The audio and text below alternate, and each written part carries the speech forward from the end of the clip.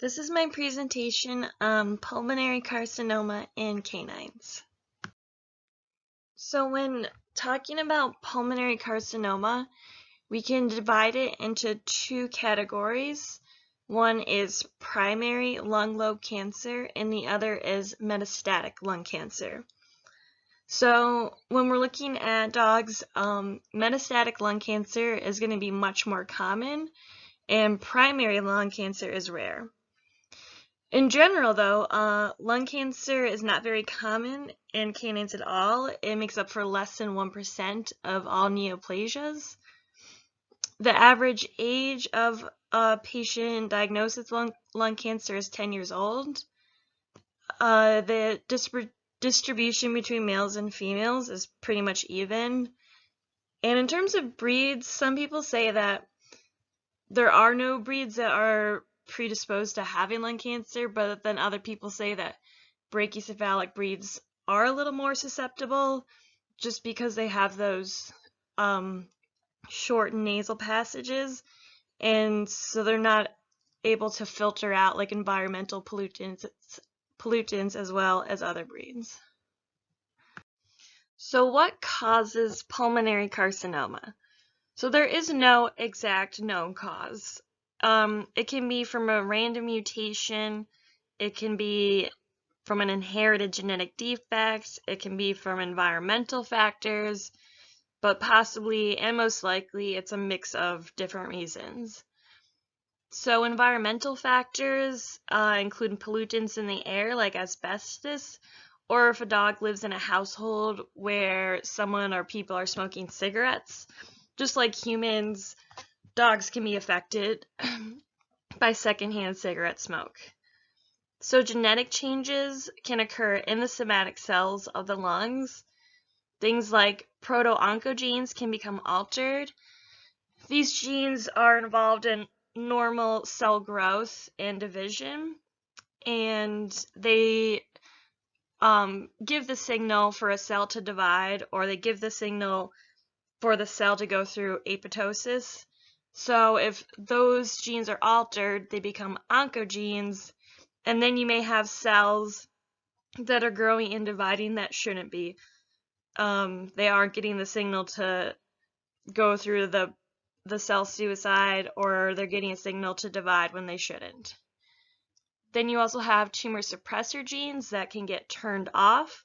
So these genes are normally a good thing, and they help to control cell division. So if they get turned off, you can have tumor cells that are going to divide uncontrollably now. And then you can also have DNA repair genes that are damaged. So these genes are kind of, it says it in their name, involved in repairing genes. So when they are not available because they've been damaged themselves, then you might have damaged cells that are going through these checkpoints they would normally have to, and going on to divide and live and cause cancer. And then you can have cells from a tumor somewhere else in the body that break away and travel through the bloodstream or the lymph system to the lungs, where they can form a new tumor. So signs and symptoms of primary lung cancer are going to vary, and it depends on the size of the tumor and how fast it's growing. But the most common signs are going to be weight loss, lethargy, loss of appetite, dry cough, shortness of breath, wheezing, tachypnea. However, 25% of dogs with primary lung cancer will show no signs. So oftentimes, the only way that it's found out that they have these tumors is just incidentally on a radiograph. In terms of dogs that have cancer in their lungs because of metastasis, they can have these signs along with whatever symptoms may be correlated to their primary cancer. So for diagnosis, the primary technique is just going to be thoracic radiographs. A CT or MRI can also be performed. This would be usually for lung cancer that's metastasized to the lungs, because sometimes these nodules are smaller and harder to see. So that's why you would want to do something like a CT or an MRI. And then what we're looking for are pulmonary nodules and masses. We can be looking at lung patterns. Sometimes there is pleural effusion, but it's not as common in dogs. Other ways, the only way you can like definitively diagnose is through pathology.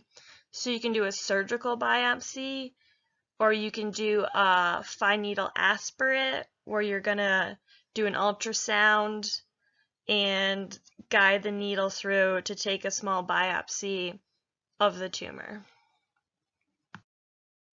So in terms of treatment, there are two options: surgery or chemotherapy, or a combination of both. So for surgery, a candidate would be a dog that typically only has one single mass found in one lung lobe. This can be done through a thoracotomy, which is the procedure of going through the chest wall in between the lungs, or sorry, in between the ribs, and removing the mass surgically. Another way that's less invasive and involves using a thoracoscope, and you're going to use that to be able to guide the surgeon, and it involves smaller incisions and it's less invasive for the patient. So the other option is chemotherapy. So like I said, it can be paired with surgery. This may be the only option if the cancer is inoperable. Often if the cancer is metastasized into other places in the lungs, it's not going to be operated on, so chemotherapy would be the only option. And then also if it's metastasized somewhere else in the body, you're going to want to do chemotherapy if it's traveled to the lymph nodes or somewhere else. So in terms of prognosis, obviously it's going to be an individual case-by-case circumstance, but in general, if the lung tumor is operated on, the life expectancy is 1 to 2 years. The reason why it's not longer is due to the recurrence of tumors. If the cancer has metastasized to lymph nodes, the prognosis of life expectancy is only a couple of months after surgical removal. And if the cancer metastasized from somewhere else in the body and chemotherapy is the only treatment, prognosis is poor. Because with these kind of cancers, they're not going to be able to operate to remove the tumors. So you can give chemotherapy to help slow down the progression of the tumors, but in general, it's not going to help that much, and so the life expectancy is not that great. And here are my resources.